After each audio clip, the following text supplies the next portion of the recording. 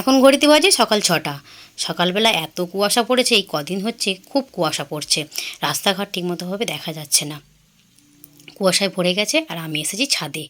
ছাদে এসে ভাবলাম সকাল সকাল তোমাদের সঙ্গে ভিউটা শেয়ার করি। গাছে ফুল ফুটেছে, একদম খুবই অল্প ফুল ফুটছে, একদম ছোট ছোট হয়ে ফুলগুলো ফুটছে, চারিদিক তো একদম কুয়াশায় ভর্তি। আজকে একটু খুবই ব্যস্ত আছি, তাই সকাল থেকে ভিডিওটা কন্টিনিউ করে উঠতে পারিনি।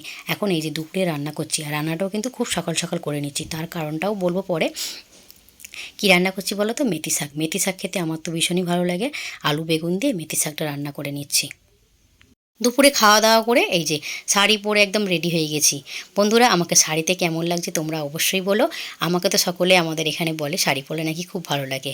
আর এই যে ব্লাউজটা দেখছো, এই ব্লাউজটা না আমার হাতের তৈরি। আজ থেকে 8 বছর আগে ব্লাউজটা আমি বানিয়েছিলাম। এখন আর সময়ের অভাবে দোকানে বসতে হয়, তো তাই একদম আর মেশিনে বসাই হয় না। শাড়ি পরে একদম রেডি হয়ে গেছি। অনেকটা রাস্তায় চলে এসেছি বন্ধুরা। এটাকে দেখে তোমরা কেউ চিনতে পারছো? আমি যখনই এইদিকে আসা পড়ে আমার, তখনই তোমাদের সঙ্গে এই জায়গাটাকে আমি শেয়ার করি। এটা হচ্ছে বসিরহাট ব্রিজ, আর এই যে ইছামতি নদী। আর এই জায়গাটা না ভীষণ আমার ভালো লাগে, কিন্তু সময়ের অভাবে আমি আসতেই পারি না। এই জায়গাটায় আসলে মনটা পুরো ভালো হয়ে যায়।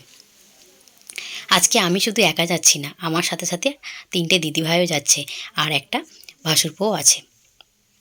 চলো যাওয়া যাক। টোটোয় করে যাচ্ছি বলে দিদিভাইরা ওই সাইডে বসেছে, 2 দিদিভাই মিলে। আর এই দিকে ওই দিদিভাইয়ের ছেলে আর আমি এক সাইডে বসেই যাচ্ছি। এদিকটা দেখো কি সুন্দর ভিউ। আমরা যেখানে যাচ্ছি একটু গ্রামের দিকে, আর কি সুন্দর লাগছে চারিদিকে সর্ষে ক্ষেত, আরও নানা রকম কিছু চাষ হচ্ছে। দূরের থেকেই অনুভব করছি, কিন্তু হাতে সময় নেই, তো তাই জন্যে আর নামছি না। যে কাজের জন্য আমরা যাচ্ছি সেই কাজটা আগে কমপ্লিট করে নিই, তারপরে যদি হাতে সময় থাকে অবশ্যই যাব। গন্তব্যস্থলে এসে তো আমরা হাজির হয়ে গেছি। এই যে এসে বসতে না বসতেই প্লেট ভর্তি করে মিষ্টি দিয়ে গেছে। আর তোমাদের তো বন্ধুরা বলাই হয়নি কী কারণে আমরা এখানে এসেছি। আমরা এসেছি ছেলে দেখার উদ্দেশ্যে। আসলে কি বলো তো, আমার পাশের বাড়ির একটা ভাসুরজির দেখাশোনা হচ্ছে।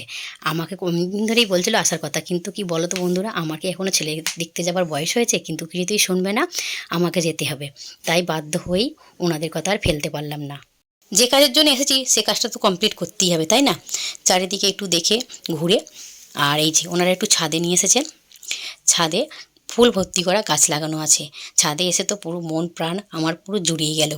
আর তার থেকে বড় কথা কি বলো তো বন্ধুরা, ওনাদের বাড়ি হচ্ছে একটু গ্রামের সাইডে, কিন্তু ওনাদের আলাপ ব্যবহার আচরণ ভীষণ ভালো, মনোমুগ্ধকর করে দিয়েছে। মানে আমি মানে এরকম ব্যবহার আলাপ মানে ভাষা খুঁজে পাচ্ছি না বলার। এই বাড়ির সবথেকে বড় সদস্য এই যে গোপাল সোনা।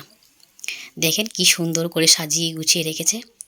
ওনার আবার ঠান্ডা লাগবে বলে একটা চাদরও দিয়েছে, আবার সোয়েটারও পরিয়েছে। চলো এনাকে দেখতে দেখতেই আজকের ব্লগটা এখানেই শেষ করি। সকলেই ভালো থাকবেন।